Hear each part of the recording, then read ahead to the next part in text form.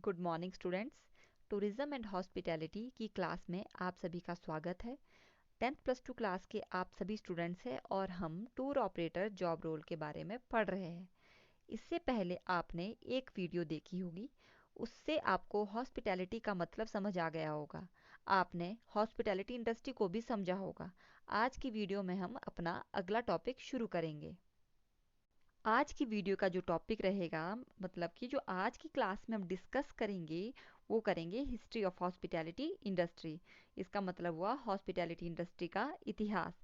आपने पिछली वीडियो देखी होगी, आपने उसको देख के आपको पता चल गया होगा कि हॉस्पिटैलिटी क्या है। हॉस्पिटैलिटी गेस्ट और होस्ट के बीच का एक रिलेशनशिप है, जिसमें होस्ट गेस्ट का वेलकम करता है और उसके पूरे स्टे के दौरान गेस्ट को क्या करता है, होस्ट एंटरटेन करता है। और वैसे ही हॉस्पिटैलिटी इंडस्ट्री के बारे में भी आपको पता चल गया होगा कि हॉस्पिटैलिटी इंडस्ट्री उन अलग अलग इंडस्ट्री का बंडल है, क्लस्टर है, जिसकी आवश्यकता गेस्ट को अपने ट्रैवल के समय होती है। जैसे कि गेस्ट को क्या क्या चाहिए होता है, गेस्ट को ट्रांसपोर्टेशन चाहिए, गेस्ट को अकोमोडेशन चाहिए, गेस्ट को फूड भी चाहिए। इन सभी इंडस्ट्री को जब हम इकट्ठा करते हैं तो क्या बनती है, पूरी की पूरी हॉस्पिटैलिटी इंडस्ट्री। तो हम आज की वीडियो में हॉस्पिटैलिटी इंडस्ट्री का बैकग्राउंड हम अच्छे से पढ़ेंगे कि हॉस्पिटैलिटी इंडस्ट्री को हॉस्पिटैलिटी जो इंडस्ट्री है वो कैसे शुरू हुई, वो अभी तक कैसे कैसे किन किन स्टेज को पार करते हुए अपने प्रेजेंट शेप में पहुंची है। अब हम जो हॉस्पिटैलिटी इंडस्ट्री है उसके हिस्टोरिकल बैकग्राउंड के बारे में पढ़ेंगे। तो हम इसकी शुरुआत करेंगे इसकी अर्ली हॉस्पिटैलिटी के बारे में पढ़कर, कि जो हॉस्पिटैलिटी का कॉन्सेप्ट कैसे शुरू हुआ। हॉस्पिटैलिटी का जो कॉन्सेप्ट है वो बहुत ही पुराना है। ये जो हॉस्पिटैलिटी है हमें एंशियंट ग्रीस के टाइम से ये शुरू हो चुकी है, मतलब कि प्राचीन जो यूनान का है उस समय से जो हमारी हॉस्पिटैलिटी है वो शुरू हो चुकी है। अगर हम एंशियंट ग्रीस या एंशियंट रोम का हिस्ट्री को पढ़े तो उसमें हमें हॉस्पिटैलिटी के बारे में काफ़ी कुछ लिखा हुआ मिल जाएगा। और तो हम कह सकते हैं कि जो हॉस्पिटैलिटी है वो प्राचीन यूनान के समय से शुरू हो चुकी है। उस समय पर जो हॉस्पिटैलिटी की सर्विसेज थी वो सिर्फ उन लोगों को दी जाती थी जो लोग धार्मिक यात्राओं पर निकलते थे, क्योंकि लोगों के पास उस समय ज़्यादा मोटिवेशन नहीं होती थी घूमने के लिए। लोग सिर्फ धर्म के लिए या फिर अपने पवित्र स्थलों की यात्रा करने के लिए घर से बाहर निकलते थे, यात्रा करते थे। तो सिर्फ एक ही मोटिवेशन होता था लोगों का घूमने का, जो होता था सिर्फ धार्मिक यात्रा करना या धार्मिक स्थल पे जाने का। तो सिर्फ जो सर्विसेज होती थी वो धार्मिक यात्राओं पर निकलने वाले लोगों को ही दी जाती थी। आपको इस स्लाइड के बैकग्राउंड में एक पिक्चर दिखाई दे दी होगी, जो थोड़ा सा आपको अवशेष जैसा कुछ दिखाई दे रहा होगा। ये जो पिक्चर है ये है एंशियंट ग्रीस की एक देवी है जिसे एथेना कहा जाता है, उनका मंदिर है जिसे पैथरन कहा जाता है। ये उनका मंदिर है। और वहाँ ये जो उनकी देवी है, देवी एथेना, ये बहुत ही पावरफुल देवी थी उस समय पे और अभी भी है। इसके बारे में भी हम अभी पढ़ेंगे। अकोमोडेशन की अर्ली हिस्ट्री का पता हमें ग्रीक वर्ड जीनिया से भी लग जाता है, जिसका मतलब होता है स्ट्रेंजर और ट्रैवलर। जो स्ट्रेंजर होते हैं और जो ट्रैवलर होते हैं उनका अच्छे से आदर सत्कार करना, उनका अच्छे से आतिथ्य करना, साथ में उनकी प्रोटेक्शन करना ताकि उन्हें कोई डिस्कम्फर्ट ना हो। ऐसे ही ग्रीस की गॉडेसेस, जिसको मैंने आपको पहले भी जिनका नाम लिया था, देवी एथेना, उनकी पूजा की जाती थी उस समय। और कहा जाता है कि वो स्ट्रेंजर की प्रोटेक्शन, वो जो देवी थी वो जो स्ट्रेंजर होते हैं उनको प्रोटेक्शन प्रोवाइड करती थी, इसलिए उन्हें जेनिया अथेना के नाम से भी जाना जाता है। बैकग्राउंड में जो आपको पिक्चर दिखाई दे रही है, बैकग्राउंड में आपको एक लेडी की पिक्चर या स्टैचू दिखाई दे रहा है। ये जो स्टैचू, जो ग्रीस की गॉडेस थी अथेना है, ये उनकी पिक्चर है, उनका ये स्टैचू है। ग्रीस के ही ओलंपिया शहर, ग्रीस का एक ओलंपिया शहर है, जिसको आपको ने कई बार हिस्ट्री में सुना होगा कि ओलंपिक की शुरुआत इसी ओलंपिया शहर से हुई थी। इसी शहर में 4th सेंचुरी बिफोर क्राइस्ट के आसपास बिल्डिंग कंस्ट्रक्ट हुई थी, बहुत सारी बिल्डिंग कंस्ट्रक्ट हुई थी, ताकि जो स्ट्रेंजर, जो बाहर से कोई स्ट्रेंजर उनके शहर में आता था, ओलंपिया में कोई आ रहा है, स्ट्रेंजर आ रहा है, उन्हें अकोमोडेशन प्रोवाइड हो सके, जिसे लियोनार्डो कहा जाता था। जो ये बिल्डिंग कंस्ट्रक्ट हुई थी, इन्हें लियोनार्डो कहा जाता था। और ये लियोनार्डो अभी तक ओलंपिया में विजिबल है। अगर आप कभी ओलंपिया जाएंगे तो आपको वहाँ पे ये लियोनार्डो देखने को मिल जाएंगे। बैकग्राउंड में ये लियोनार्डो की पिक्चर है, जो आज के समय में कुछ इस तरीके से दिखाई देते हैं।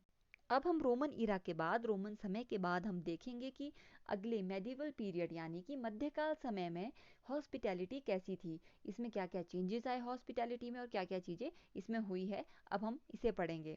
तो जो मेडिवल पीरियड था, मध्यकालीन समय था, इस समय पर इंग्लिश ट्रैवलर ने, इंग्लिश लोगों ने, मतलब कि इंग्लिश लोग किन्हें कहा जाता है, इंग्लिश लोग वो लोग होते हैं जो इंग्लैंड के नेटिव होते हैं।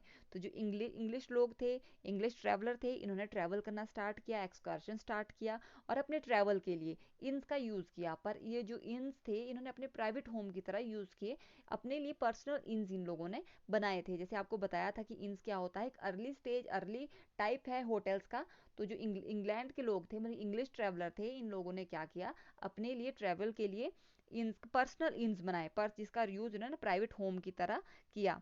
और इस मेडिवल पीरियड में ही स्टेज कोच ने लोगों की यात्रा को बहुत ही मुख्य रूप दिया। स्टेज कोच की सहायता से लोगों ने अधिक यात्रा करनी शुरू की। स्टेज कोच क्या होता है, आपको बैकग्राउंड में एक पिक्चर दिखाई दी होगी, घोड़ा गाड़ी। ये एक ऐसी घोड़ा गाड़ी हुआ करती थी जिस जो किराए पर चलती थी, जैसे कि आपको बैकग्राउंड में पिक्चर में अच्छे से क्लियर होकर दिखाई दे रही होगी। मेडिवल पीरियड में ही मार्को पोलो, जो एक मर्चेंट थे, एक्सप्लोरर थे और राइटर भी थे, इन्होंने एशिया और सिल्क रूट की यात्रा की थी। इनके ट्रैवल लॉग से हमें पता चलता है कि उस समय 25 मील्स की दूरी पर 10,000 पोस्ट हाउसेस बनाए गए थे। अब पोस्ट हाउसेस क्या होते हैं? पोस्ट हाउसेस एक हाउस होते हैं जहाँ पर हॉर्सेस को रखने की जगह होती है, जहाँ पे हॉर्सेस को रखने की सुविधा दी जाती है। मार्को पोलो से ही हमें पता चलता है कि पोस्ट हाउसेस किंग्स के लिए बहुत ही ज़्यादा सूटेबल होते थे उस समय पे। अब जो मिडेवल पीरियड था, इसके बाद एक नया पीरियड स्टार्ट होता है जिसे हम कहते हैं रेनेसेंस पीरियड या फिर पुनर्जागरण काल। कहा जाता है कि जो ये पुनर्जागरण काल था 16th सेंचुरी से शुरू होता है और ये ट्रैवलिंग के लिए, ये जो पीरियड था, ये ट्रैवलिंग के लिए, हॉस्पिटैलिटी के लिए काफ़ी सेफ था। और इसी पीरियड में इसी पीरियड के बाद और इसी पीरियड से हॉस्पिटैलिटी इंडस्ट्री में काफ़ी ज़्यादा डेवलपमेंट हुई है। इस समय पर इन्स और टवेरन काफ़ी ज़्यादा डिमांड में थी। अब टवेरन्स क्या होते हैं? टवेरन एक टाइप के अकोमोडेशन ही होते हैं इन्स की तरह, पर टवेरन में अल्कोहल भी प्रोवाइड किया जाता था जो कि इन्स में नहीं किया जाता। इन टवेरन एक लाइसेंस चाहिए होता था इन टवेरन को चलाने के लिए। इसी समय में इंग्लैंड में क्या हुआ कि कॉफ़ी हाउस बहुत ज़्यादा पॉपुलर हो गए। और एक बहुत ही इंपॉर्टेंट चीज़ इस पीरियड में हुई है कि पूरे वर्ल्ड का सबसे पहला होटल इस पीरियड में बना है 1788 में। पूरे वर्ल्ड का पहला होटल फ्रांस में बना, जिसका नाम था होटल दी हेनरी, या इसे अब होटल सैल्म भी कहा जाता है। अब हम पढ़ेंगे कि 19th और 20th सेंचुरी में हॉस्पिटैलिटी किस फेज़ में थी। 19th सेंचुरी से लग्जरी होटल रिजॉर्ट बनने की शुरुआत हुई थी और 19th सेंचुरी में ही वर्ल्ड को अपना सबसे पहला लग्जरी होटल मिला, जो कि लंदन में 1889 में बना। इस होटल का नाम सवियो होटल था। इसके बाद 1893 में न्यूयॉर्क में डॉल्मियोनिको होटल बना। ये दो होटल सबसे पहले लग्जरी होटल पूरे वर्ल्ड में बने थे। 20th सेंचुरी में से दो वर्ल्ड वॉर हुए, जिसने कि हॉस्पिटैलिटी इंडस्ट्री की ग्रोथ को पूरी तरीके से डिस्टर्ब कर दिया था।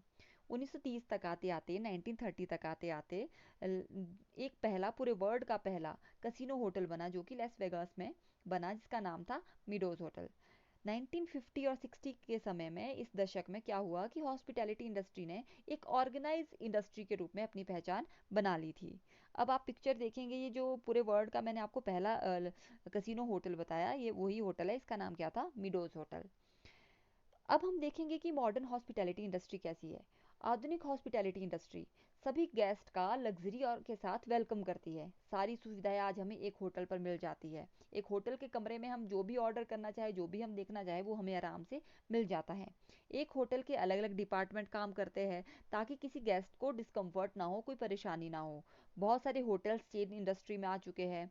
इस ये पूरा का पूरा लग्जूरियस हमें फील करवाती है आज के समय की हॉस्पिटैलिटी इंडस्ट्री। पर इस लग्जरी तक पहुंचने के लिए हॉस्पिटैलिटी इंडस्ट्री को एंशियंट ग्रीस के टाइम से, प्राचीन यूनान के समय से बहुत सारी स्टेजेस का सामना करना पड़ा है, बहुत सारी स्टेजेस को क्रॉस करना पड़ा है, जो कि आपको आज की वीडियो के लेक्चर में समझ आ गया होगा। वीडियो से हमने हॉस्पिटैलिटी इंडस्ट्री के हिस्टोरिकल बैकग्राउंड को समझने की कोशिश की है। आप सभी को हिस्टोरिकल बैकग्राउंड के बारे में शायद कुछ ना कुछ पता भी चला होगा आज के वीडियो से। आप सभी का आज की वीडियो को देखने के लिए बहुत बहुत धन्यवाद।